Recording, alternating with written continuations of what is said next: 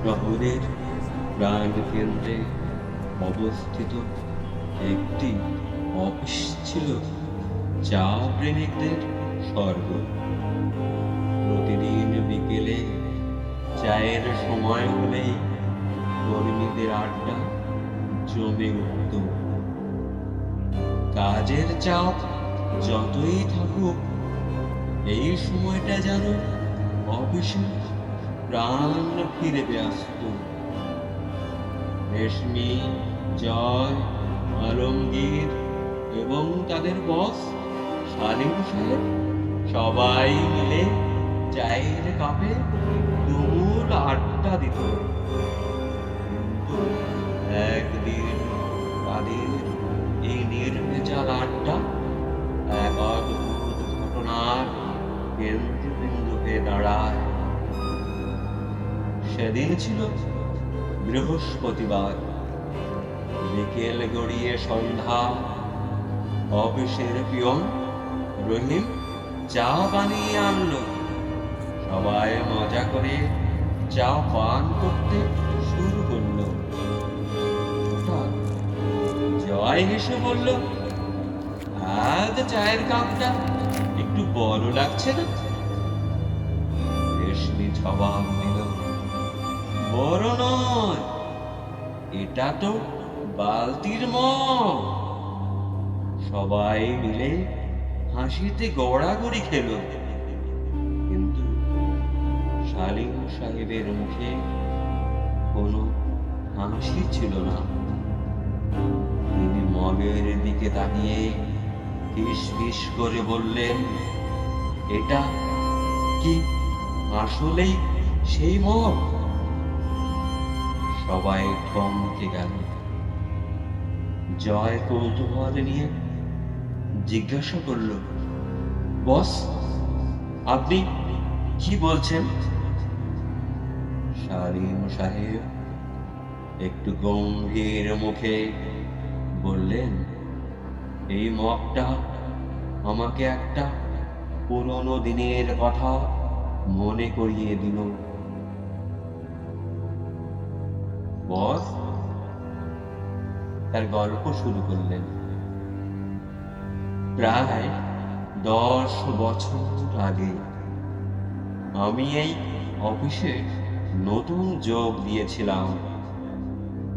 সে সময় রহিমের বাবা পুরনো পিয়ন আব্দুল কাকাও এখানে কাজ করত। একদিন সন্ধ্যায় সে এই চায়ের মগ নিয়ে আসলো। অদ্ভুত বড় ছিল। আমরা সবাই সেটা নিয়ে মজা করলাম। কিন্তু সেদিনের রাতেই কিছু একটা ঘটল। সবাই গভীর মনোযোগ দিয়ে সালিম সাহেবের কথা শুনতে লাগলো। সেদিনে অফিসের শেষ কর্মচারী ছিলাম আমি। রাত 8টার দিকে সবার কাজ শেষ হয়ে গিয়েছিল, কিন্তু আমি বসে ফাইল শেষ করছিলাম। হঠাৎ আমি শুনি কিচেন থেকে চায়ের কাপের আওয়াজ আসছে।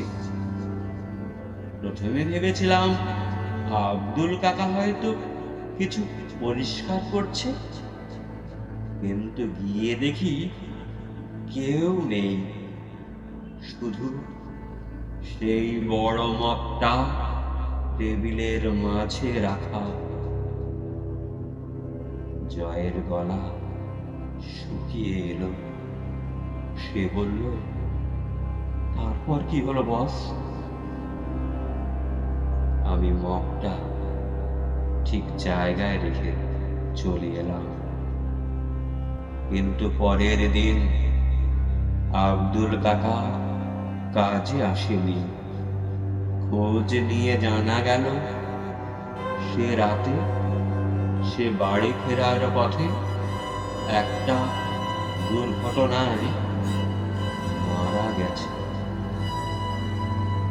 তারপর মাঝে মাঝে আমরা শুনতে পেতাম চায়ের মগের আওয়াজ, কিন্তু কাউকে দেখা যেত না। কয়েক মাস পর মগটা কোথায় যেন হারিয়ে গেল।